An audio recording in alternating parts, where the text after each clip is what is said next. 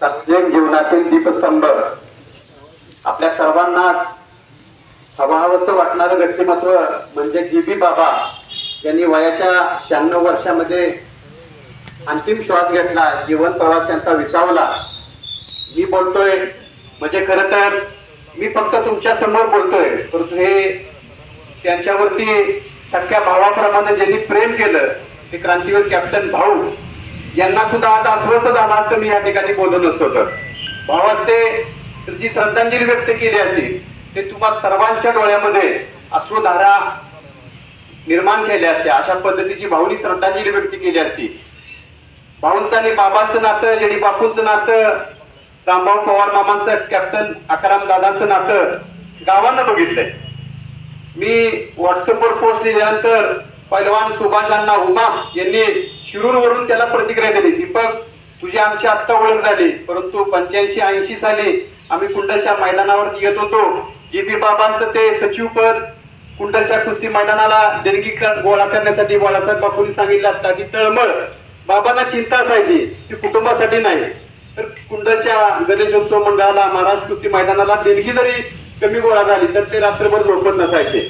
अशा पद्धतीनं मी बघितलंय.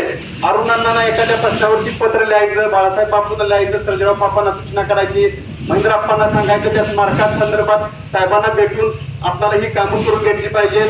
विवाहाबांना एखादं पत्र लिहायचं, हायस्कूलचे सचिव शहाजहानांना पत्र लिहायचं. अशा पद्धतीचं बाळासाहेब बापूंनी सांगितलं की त्यांना राजाराम बापू कारखान्याच्या संचालक पदासाठी जयंत पाटलांना पत्र लिहिलं. मी म्हणतोय 1000 पत्र आदरणीय जीबी बाबांनी अनेक ठिकाणी लिहिली आणि त्या माध्यमातून सामाजिक अनेक विषयांना न्याय मिळाला.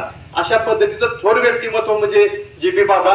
मी त्यांच्या कुटुंबाशी समरस होण्याचं कारण म्हणजे आज आमचे आजोबा कॅप्टन भाऊ, नातवंड त्यांची अजित असतील, अमित असतील, सागर, प्रशांत, अक्षय आणि त्याचा मुलीचा मुलगा विकी यांना लहानपणापासून किल्ला बनवून देण्यासाठी, बालहट्ट त्यांचा बनवण्यासाठी बाबांनी अगदीच सैनिक दिलेलं मी बघितलंय.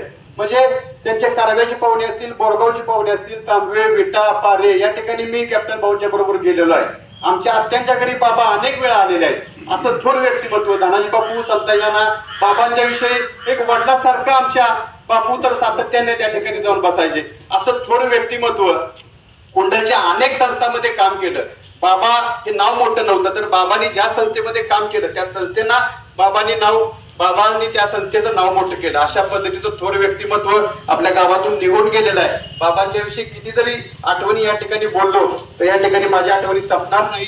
तर अशा थोर व्यक्तिमत्वाला रणसंग्राम सोशल फाउंडेशन कुंडल व कुंडल येथील सर्व स्वातंत्र्य सैनिकांच्या वतीनं विनम्र भावपूर्ण आदरांजली व्यक्त करतो आणि थांबतो.